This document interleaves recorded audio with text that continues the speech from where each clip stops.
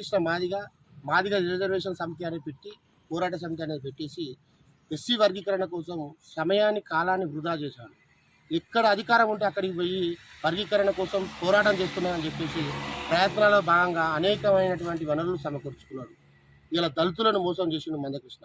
అదేవిధంగా కేసీఆర్ కూడా దళితులకు మద్దతు తెలుపుతా అని చెప్పేసి వంగపల్లి సీన్ తోటి టీఎంఆర్పీఎస్ ఏర్పాటు చేసి వంగపల్లి సీనుతో కూడా దళితుల యొక్క వాళ్ళ హక్కులను వాళ్ళ చిరకాలిక కోరిక అయినటువంటి ఎస్సీ వర్గీకరణను కూడా కాలమార్పంలో చేసిపోవడం జరిగింది.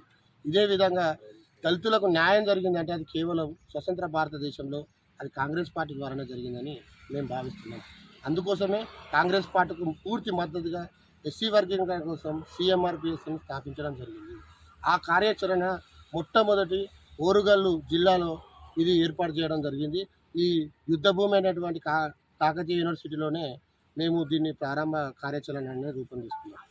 వచ్చే పార్లమెంట్ ఎలక్షన్లలో మేము మా సంబంధించినటువంటి పూర్తి 17 స్థానాలు క్లీన్ స్వీప్గా పార్లమెంట్ అభ్యర్థులను గెలిపించి మా గళాన్ని మా ఆశయాన్ని మేము పార్లమెంటుకు మేము అధిష్టానం తెలుపుతున్నాము. అదేవిధంగా కాంగ్రెస్ పార్టీ అధికారంలోకి రావాలి, రాహుల్ గాంధీ గారు కూడా ప్రధానమంత్రి కావాలనే ఆకాంక్ష మాకు ఉన్నది. అసెంబ్లీలో కాక ఎలా విధంగా అయితే ప్రతి నియోజకవర్గంలో దళిత వాడలకు వెళ్ళి దళితులకు అవేర్నెస్ చేయించి రేవంత్ రెడ్డి గారు ముఖ్యమంత్రి కావడం కోసం ఎనలేని కృషి చేశాము. మేము అదే విధంగా సాధించాము. అదేవిధంగా ఇప్పుడు పార్లమెంట్ ఎలక్షన్లో కూడా మేము అంతే విధంగా కష్టపడి మా 17 స్థానాలు గెలిపించే విధంగా మేము కార్యాచరణ చేశాము.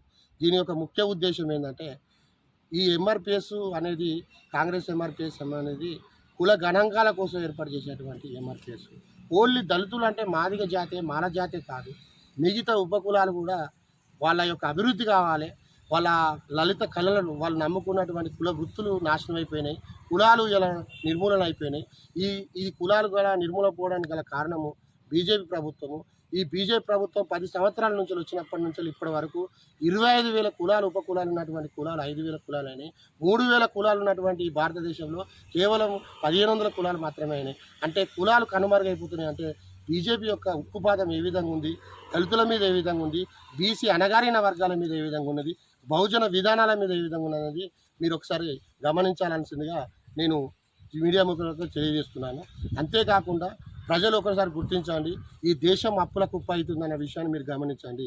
అభివృద్ధి అనేది కేవలం పారిశ్రామిక విధాన వ్యక్తులకు తప్ప ఓన్లీ దళితులకు కానీ పేదరికమైనటువంటి వ్యక్తులు కాదు. పేదరికం లాగానే ఉంది, అభివృద్ధిగా ఉన్నది. పారిశ్రామిక వ్యక్తులను సంపన్న వర్ణులను ఈ నరేంద్ర మోడీ అభివృద్ధి చేస్తాడు కానీ పేదవాళ్ళని ఏ రోజు కూడా పట్టించుకునే పాపం లేదు. ఇందిరాగాంధీ ప్రధానమంత్రి అయిన తర్వాత భూ సమీకరణ చట్టాలు తీసుకొచ్చి పేదవాళ్లకు దళితులకు భూములు పంచినటువంటి వ్యక్తి. ఆ రోజులలో దళిత వాడలకు ఇందిరామ గృహాలు తప్ప దేశవ్యాప్తంగా ఇప్పటి వరకు ఏ దళితునికి కూడా ఒక రకమైన భూమి కానీ ఇల్లు కానీ వాళ్ళకు సంబంధించినటువంటి వనరులు కానీ ఎవరు చేయలేదు. అవి కేవలం కాంగ్రెస్ పార్టీ చేసిందని మేము ఈ మీడియా ముఖంగా తెలియజేస్తున్నాం. మీ పేరు? నా పేరు మహర్షి, నేను సిఎంఆర్పిఎస్ వ్యవస్థాపక అధ్యక్షుడు.